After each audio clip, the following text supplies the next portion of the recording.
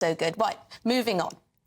Terrorism. The government has launched its updated counter-terrorism strategy. The risk from terrorism is rising, according to the Home Secretary, Suella Braverman. She's been warning of threats from Russia, Islamic State, Al-Qaeda. When we hear that the threat is rising, Alan, when it comes to terrorism, there are often calls to, well, raise the alert level, of course, but then also to come down harder, perhaps surveillance, policies to crack down. What's your view? I think that intelligence is best done quietly, robustly. Often many of the things we don't seem to be able to do in the previous conversation in a really rigorous fashion. And instead, my concerns with this and the report Suella's done today are manifold. One is that there's a discussion about how generally online, and you mentioned surveillance and curtailment is being promoted, it seems to me. There's a discussion about pathways into end-to-end encryption, a discussion about cryptocurrencies. We've seen things like the online safety bill. We know that the more legal measures, because there's a lack of political will to do things, so instead they pass ever more regulations, like around protests, when there's enough laws to prevent people to do it now. You need the will and the commitment. And Suella Braverman herself says that whilst we're seeing there's a decrease in threats from things like Al-Qaeda and ISIS, thankfully, and we saw the public be very brave, actually, when we saw some of those attacks, and they should be recognised. I am very concerned, a bit like the war on terror, that we reorganise society, and we also keep telling those who would do things to us where our fears and concerns are. At the conference today, she's also got people from hospitality and the nighttime industries. There's ever more security measures there being promoted around the terror thing. One of your primary concerns is the impact on civil liberties, on our freedoms, on our day-to-day lives that can be impacted by that crackdown on terror, that war on terror, whatever you want to call it.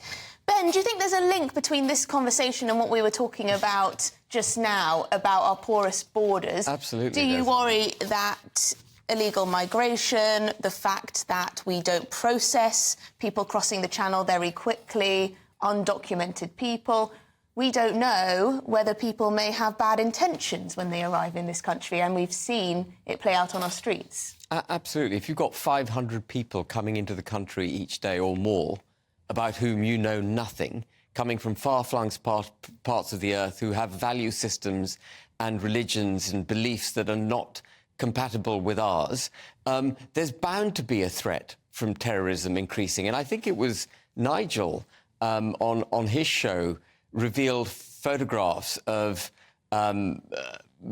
French beaches with young men making Badri 313 signs, and then similar kind of looking men making Badri 313 signs in London. Badri 313 being the Taliban's sort of elite fighting force. And people can look it up. You know, and if Badri 313 are making their way into the United Kingdom because we've got a porous channel, well, we have a lot to answer for, and Grant Shapps and people who talk about border control need to start getting a grip. But where does freedom of expression, freedom of association come into this? I think the vast, vast majority of people in this country do not want the likes of Anjem Choudhury, for example, who I believe is in trouble yet again today. We don't want people like that being able to spout forth their hatred for the West and Islamist ideals. But in your view, if you're pro-civil liberties, should they be allowed to? Yeah, absolutely. Everything should be allowed to be discussed. So you think you could preach on the streets of London for an Islamic takeover of the United Kingdom? There's already laws in place if you're advocating violence. It's free speech, legal free speech, which is about ideas and engaging with them. The freest societies have to be free, you have to have that as a first principle.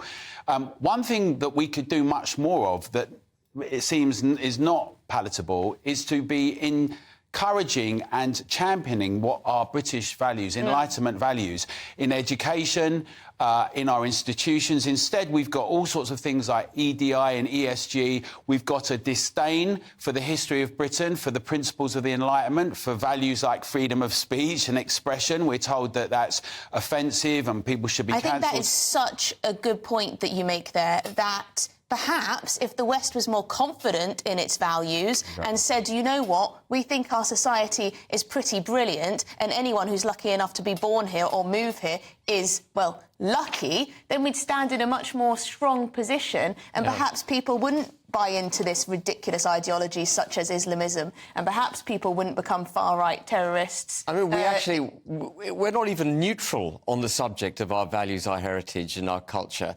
We are absolutely negative on it. You know, we talk about white privilege. The church teaches white privilege. We brandish Winston Churchill, a national hero, as a white supremacist. The St Paul's Cathedral did that the other day. You know, if the Church of England is meant to represent traditional English values, it's not doing a very good job because it's going about trashing the very foundations of what it means to be, well, English in the case of the Church of England. There is that discussion to be had over whether you can have mass immigration of people from very different cultures without standing up for the culture that they are entering. You can't have both at the same time. I'll just say on the Adam Chowdhury, because I did mention Adam Chowdhury, yes, he has been arrested on suspicion of a terror offence. He is, of course, the notorious hate preacher.